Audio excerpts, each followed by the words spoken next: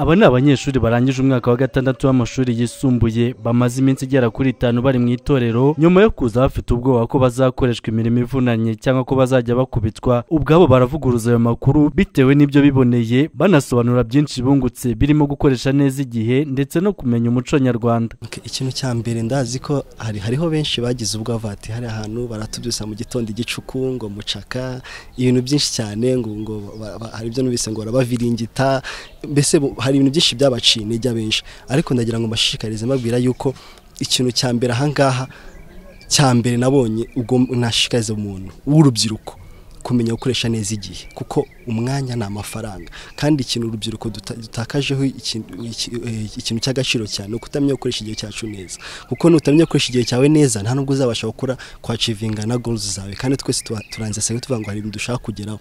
Rero ndumva ko nshishikariza buri muntu wese ko yazakora uko ashoboye kugira ngo aze muri iri torero, kuko ikintu twakuyemo nanone gukoresha igihe neza. Ubu rero nanjye nzi ko ikintu cyose niba bavuze ngo nukurya niba bavuze ngo nukujya mu myiyereko ni imyiyereko, ikintu cyose ni igihe. Rero nashikaza umuntu wese n'abatabashije kuza yuko bazaza bizabagira akamaro.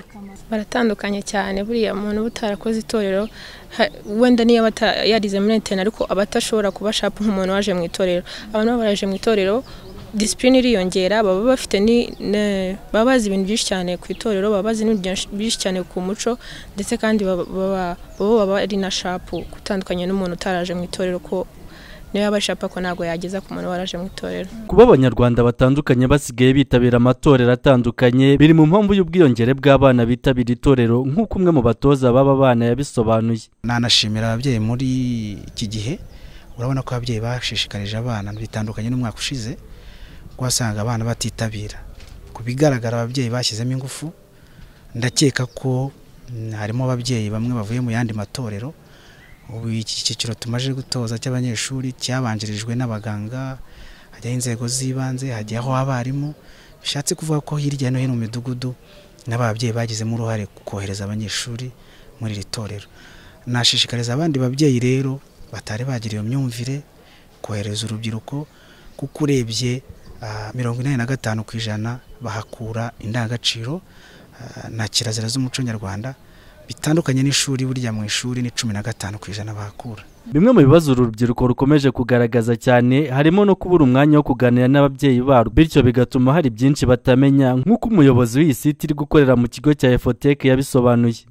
Ubutumwa tugeneye ababyeyi nuko hari gahunda za leta zikwiye gukorwa, bakabona ko baganira n'abana babo, ko tumaze kubona ko abana barabitwibwiriye ko batabona umwanya wo kuganira n'abani wabo. Nibura rero nk'ibyitwa akagoroba k'ababyeyi cyangwa se muri za nteko nabwo bajya bashishikariza urubyiruko kwibamo nteko z'abaturage, kugira ngo ibyo abana batazi bashobore kubimenya, kuko ababyeyi bahegugiye mu bintu byinshi byo kutunga abana n'iki, ariko hari ibindi abana batazi kandi bagombye guhurira muri ziriya gahunda zibera mu midugudu no mu tugari, bigatuma abana barushaho kubikunda no kwibonera akamaro kabyo. Urubyiruko ruteraniye aha rusaga 660 rwaturutse mu mirenge 3 ariyo Kagarama, Kicukiro na Niboye. Itorero ku rwego rw'igihugu ryatangiye ku itariki 14 Mutarama rikazasoza ku itariki 21.